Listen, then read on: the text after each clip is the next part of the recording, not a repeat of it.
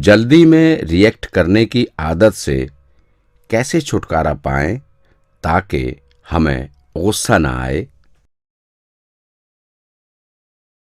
हम लोग ज़्यादातर ये समझते हैं कि हमें बहुत काम करने को हैं और हम क्योंकि बहुत सी चीज़ें करना चाहते हैं इस करके हम बड़ी जल्दी में होते हैं। समय हमारे पास उतना ही है, लेकिन आजकल के टाइम में क्योंकि कम्युनिकेशन बढ़ गई, इंटरेक्शन लोगों से बढ़ गई, जो चीज़ें हम कर सकते हैं उसकी जानकारी बढ़ती चली जा रही है और जैसे जैसे वो जानकारी बढ़ती चली जा रही है उन चीज़ों को करने के लिए समय भी हमें ज़्यादा चाहिए। तो हम हर समय जल्दी में होते हैं क्योंकि हमें लगता है हमें ये भी करना है, ये भी करना है, ये भी करना है, ये भी करना है। और उस जल्दी में क्या होता है कि जब कोई चीज़ सामने आती है जिसे करना होता है हमें, तो क्योंकि हमें मालूम है हमें आगे भी कुछ करना है और आगे भी कुछ करना है और आगे कुछ करना है, उसे उस जल्दी में हम सही तरीके से कर नहीं पाते। हम सबको ये जानना चाहिए कि ये ज़िंदगी किसी मकसद से हमें दी गई है। वो मकसद है अपने आप को जानना और पिता परमेश्वर को पाना। अगर उस मकसद को हम भूल गए और दुनिया के रंग में रंगे गए, क्योंकि दुनिया का जो फैलाव है वो दिन ब दिन बढ़ता चला जा रहा है और उसी के रंग में लगे रहे, तो फिर ये जो समय है जो हमें मिला है अपने आप को जानने के लिए, पिता परमेश्वर को पाने के लिए, वो समय अपनी मंजिल तक बढ़ने की बजाय सिर्फ बाहर की चीज़ों में रह जाएगा। तो हमें ये जानना चाहिए कि हम 24 घंटों में क्या कर सकते हैं और जो हमें करना है उसमें क्या चीज़ ज़रूरी है। ये तो हम सबको ये सोचना चाहिए कि सबसे ज़रूरी क्या है, अपने आप को जानना, पिता परमेश्वर को पाना। तो हमें अपने आप को प्रायोरिटाइज करना है, देखना है समय तो इतने ही, इसमें हम क्या क्या कर सकते हैं और जो सबसे ज़रूरी है वो चीज़ पहले करनी चाहिए, बाकी चीज़ें आस्ते आस्ते से छोड़ देनी चाहिए। तभी हम अपनी मंजिल तक पहुंच पाएंगे। ये सन्मत का रास्ता नहीं कहता कि हम बिल्कुल दुनिया से ध्यान हटा दें, बट ये यही समझाता है कि वो चीज़ें जो ज़रूरी है सबसे पहले करें और हर एक चीज़ में एक्सेल करने की कोशिश करें, लेकिन ये देखें कि जो हमारा समय है वो हमने डिस्ट्रीब्यूट कैसे करना है। वो लोग जो समय को प्रॉपरली इस्तेमाल करते हैं वो अपनी मंजिल तक ज़रूर पहुंचेंगे। तो ये हम सबके लिए अलग अलग दिखाई देता है क्योंकि हम सबके जो बाहर के सर्कमस्टेंस है वो अलग अलग है, लेकिन जो समय अभ्यास के लिए देना है वो सबके लिए बराबर है। बार बार बार यही समझाया जाता है सद्गुण हमारे अंदर हों, हम प्रेम से जिए, आराम से कैसे बातचीत करें, जल्दी में नहीं होंगे तो गुस्सा भी नहीं आएगा। गुस्सा भी इसलिए आता है कि हम जल्दी में होते हैं, चाहते कुछ हैं हो कुछ और जाता है, सोचते हैं कि ये चीज़ इस समय होगी वो होती नहीं, लड़क जाती है, कुछ और हो जाता है, गुस्सा चढ़ना शुरू हो जाता है। तो गुस्सा भी इसलिए आता है कि हम टाइम के साथ अपने आप को बहुत जोड़ चुके हैं। तो हमें ये जानना है कि हम अपनी मंजिल की ओर तभी बढ़ पाएंगे जबकि हम वो कार्य करें जो हमें पिता परमेश्वर की नज़दीकी देंगे। और जब उस ओर ध्यान देंगे और बाकी चीज़ों को समझेंगे ये इतनी ज़रूरी नहीं, इसको छोड़ सकते हैं, तो हम देखेंगे कि आस्ते आस्ते आस्ते हमारी आदत बन जाएगी कि हम आराम से चीज़ें करेंगे। और जब किसी चीज़ को समय देंगे तो हम देखेंगे कि गुस्सा आएगा नहीं हमें। गुस्सा तब आता है जब हम जल्दी में होते हैं, गुस्सा तब आता है जब हमें लगता है कि हम जो चाह रहे हैं वो हो नहीं रहा, गुस्सा तब आता है जबकि हम एक चीज़ पे अड़ नहीं जाते और हम कहते हैं कि कोई बात नहीं, अगर ये नहीं हुआ वो भी ठीक है। तो गुस्सा जो है उससे हमें दूर होना है, क्योंकि गुस्सा अगर हमें हमारे अंदर आएगा तो हमें अंदर से ख़राब करता है। तो वो तकलीफ़ सिर्फ उस समय के लिए नहीं होती, जिस समय में गुस्सा आया तकलीफ़ बढ़ जाती है और बड़ी देर तक हमारे अंदर हलचल पैदा करती रहती है। तो हमें शांत अवस्था में जाना है, तो हर एक चीज़ आराम से करें, प्रेम से करें, शांति से करें, और हम देखेंगे हर एक चीज़ हमारे लिए बेहतर होनी शुरू हो जाएगी और हमारी ज़िंदगी भी खुशियों से भरपूर हो। भजन अभ्यास करते हुए शारीरिक हलचल पर कैसे काबू पाएं? और जब भी हम अभ्यास के लिए बैठते हैं तो हमारा मन नहीं चाहता कि हम अभ्यास करें। कभी विचार कोई ऐसा भेज देता है, कभी कुछ और किस्म की ऐसी डिस्ट्रैक्शन हो जाती है ताकि हम ध्यान टिका ना सकें। अगर हो भी गई तो हम उसको भूलें, अपना ध्यान पिता परमेश्वर की ओर करते हुए सिमरन करें, जाप करें। हम देखेंगे कि आस्ते आस्ते हमारा मन शांत होगा, और जैसे मन शांत होगा तो उसमें ताकत नहीं रहेगी कि वो हमें डिस्टर्ब करे, और फिर विचार भी रुकने शुरू हो जाएंगे, और तब हमारे कदम अपनी मंजिल की ओर तेज़ी से बढ़ेंगे। क्योंकि मन को भी मालूम होगा कि अब ये इंसान रुकने वाला नहीं, और फिर मन खुद ब खुद शांत होता चल जाएगा। तो उस समय पर सिमरन करना ज़रूरी है ताकि मन शांत हो पाए, और जैसे ही मन शांत होगा हम अभ्यास सही तरीके से कर पाएंगे। आध्यात्मिक डायरी भरने के क्या फायदे हैं? जो डायरी है, आध्यात्मिक डायरी, वो एक बहुत अच्छा टूल है जो महापुरुषों ने हमें दिया है। डायरी के ज़रिए हम अपनी जांच पड़ताल सही तरीके से कर सकते हैं।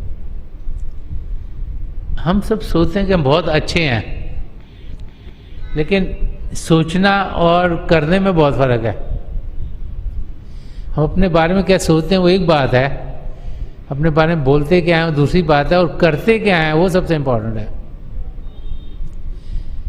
हर एक इंसान सोचता है मैं तो ठीक हूँ, लेकिन गड़बड़ कर देता है। उसको पता ही खराब है फिर भी कर देता है, लेकिन वो अपने आप को जस्टिफाई कर लेता है कि हाँ जी इस हालात में ये ठीक है। तो हमें अपने आप को सही तरीके से देखना बड़ा जरूरी है, क्योंकि अगर कोई और हमारा नज़दीकी हमें बताएगा कि हमने गलती कर दी तो फिर तो हम उनसे लड़ाई कर देते हैं। हम सोचते हैं इनको क्या मालूम है। तो अगर कोई भी हमें बताता है कि आपने गलती की तो हमें बहुत गुस्सा चढ़ जाता है। तो अपने आप की जांच पड़ताल अगर इंसान नहीं करेगा तो कभी भी वो सही तरीके से जी नहीं सकता। तो जो आध्यात्मिक डायरी अपने आप को जांच पड़ताल करने के लिए है कि जितने सद्गुण हैं उनमें हम क्या क्या गलतियां करें, कितनी बारी झूठ बोलते हैं। अगर हमें लगे 100 बारी दिन में झूठ बोला तो लगे ना काफ़ी खराबी कर रहे हैं, तो कोशिश होगी ना कम हो जाए नंबर, 100 से 50 पे या 50 से 25 पे या 25 से 10 पे या 10 से 5, और फिर शायद ऐसा समय आए जब हम झूठ ना बोलें।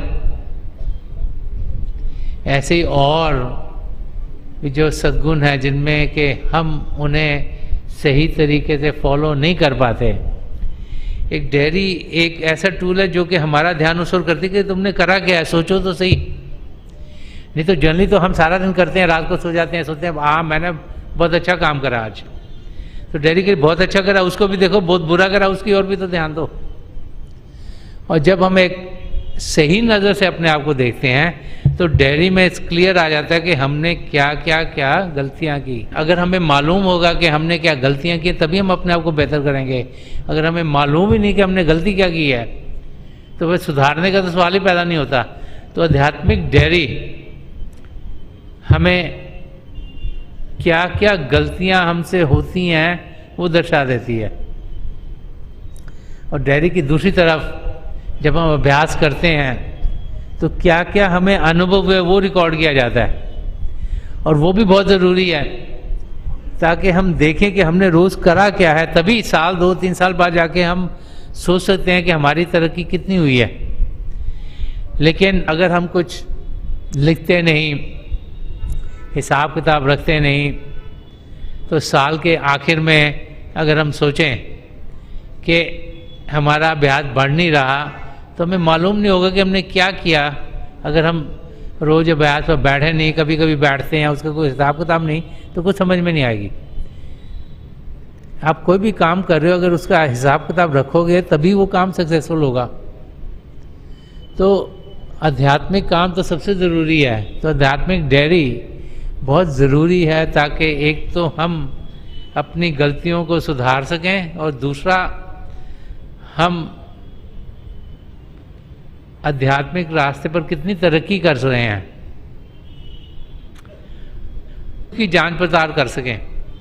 क्योंकि लिखा होगा हमने इतने दिन इतने मिनट के लिए बैठे, इतने दिन इतनी देर के लिए बैठे, इतने दिन इतने, और फिर अभ्यास की ओर देंगे तो हमें समझ में आएगी कि हो क्या रहा है। तो इसलिए आध्यात्मिक डायरी रखने के बहुत से फायदे हैं और हम में से हर एक को ये डायरी ज़रूर रखनी चाहिए, तभी हमारे कदम अपनी मंजिल की ओर तेज़ी से बढ़ेंगे।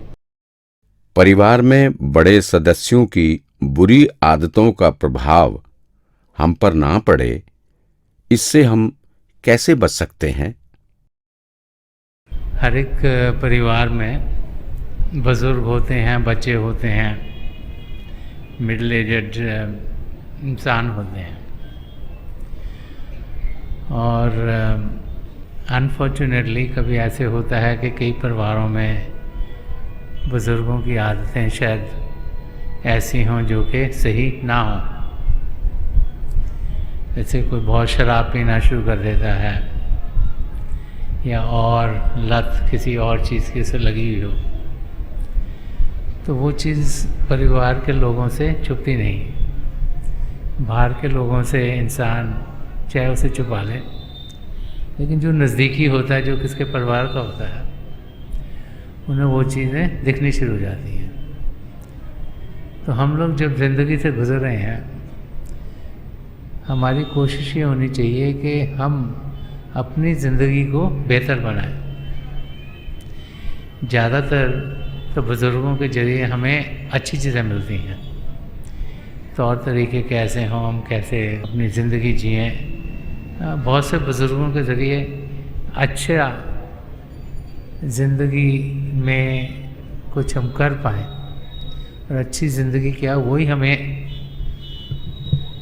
देखने को मिलता है। लेकिन कभी कभी ऐसे होता है कि कई बुज़ुर्गों को कोई ना कोई आदत होती है जो कि बहुत बुरी हो, तो हमें ये देखना चाहिए कि चाहे वो हमारे परिवार के हों, चाहे नज़दीकी हों, चाहे नेबरहुड में रहते हों, हमें अपने लिए वो ग्रहण करना है जो ठीक है।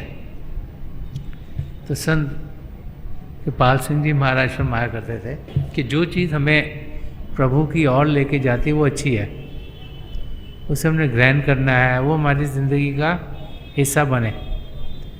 और जो कुछ हमें प्रभु से दूर लेके जाता है वो सही नहीं है, उससे हम दूर हों। तो हमें देखना चाहिए कि कौन सी आदत हमने अपने आप में ढालनी है, और वो आदतें जो हमें अपने मकसद की ओर लेके जाएंगी, वही आदतें हमें पूरी करनी है, अपने अंदर ढालनी है। और वो आदतें जो हमें पिता परमेश्वर से दूर लेके जाती हैं या हमारी फैमिलीज़ में खराबी करती हैं, उन सब से हमें दूर रहना चाहिए।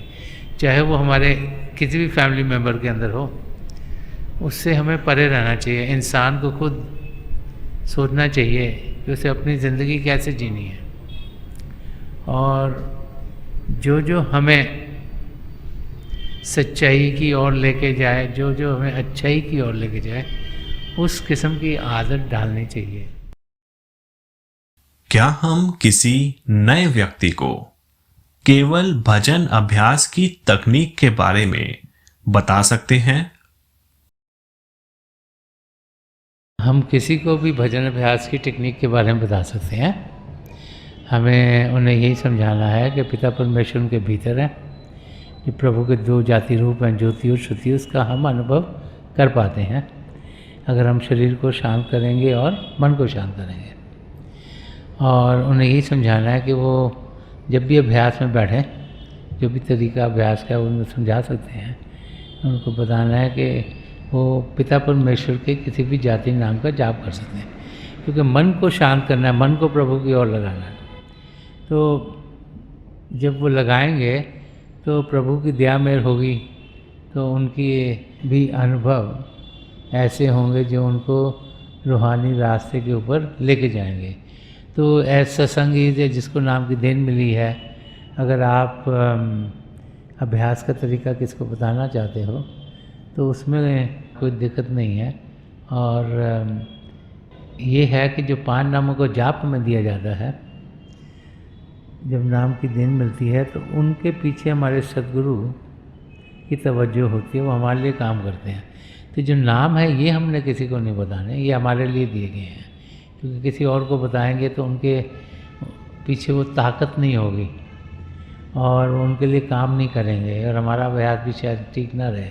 जो सिमरन है, जो 5 नाम दिए जाते हैं, ये हमने अपने आप तक रखने हैं, लेकिन जो तरीका है अभ्यास का हम औरों को बता सकते हैं, ताकि उन्हें भी शांति मिले, सुकून मिले, कुछ ध्यान उनका भी असलियत की ओर जाए। क्योंकि अगर कोई बैठेगा उसको कुछ अनुभव होगा तो उसकी रुचि बढ़ेगी प्रभु को जानने की।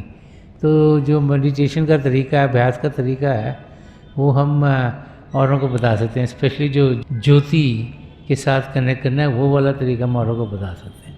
तो थोड़ी देर के लिए आप सब अभ्यास के लिए बैठ जाइएगा। आप जहाँ भी बैठे हैं आराम से बैठिएगा। देखिए आपका शरीर का हिस्सा किसी और को ना लगे, नहीं तो अगर वो हिलेंगे तो आप भी डिस्टर्ब होंगे। अपनी आंखें बंद कर लीजिएगा। जो आई बॉल आँखों को डेलें सीधे सामने फोकस हो, जैसे 8-10 इंच आपके सामने फोकस है। आंखें बंद करते ही वो भाई बहन जिन्हें नाम की देन मिली है आप सिमरन कीजिएगा। जो भाई बहन यहाँ नए हैं, आप पिता परमेश्वर के किसी भी जाति नाम का जाप कीजिएगा। जाप मन ही मन करना है, ऊंचा नहीं दोहराना। आपके सामने रोशनी के चिन्ह खुलने शुरू होंगे। जो जो नज़ारे आपको दिखते हैं आप बड़े प्यार से देखिएगा। मेरी पिता परमेश्वर चरण कमलों में, और जो पिछली संची के महापुरुष में हजूर बाबा सावन सिंह जी महाराज, परम संत कृपाल सिंह जी महाराज और दयाल पुरुष संदर्शन सिंह जी महाराज के चरण कमलों में यही प्रार्थना है कि जो जो हम सबके लिए बेहतर हो, ये महापुरुष हमें दें, हमें सबके साथ जोड़ें और हमारे भीतर प्रभु की ज्योत के हमें दर्शन करवाएं। थोड़ी देर में मैं आपको इस बैठक से उठाऊंगा और मेरी शुभकामनाएं आप सबके साथ हैं।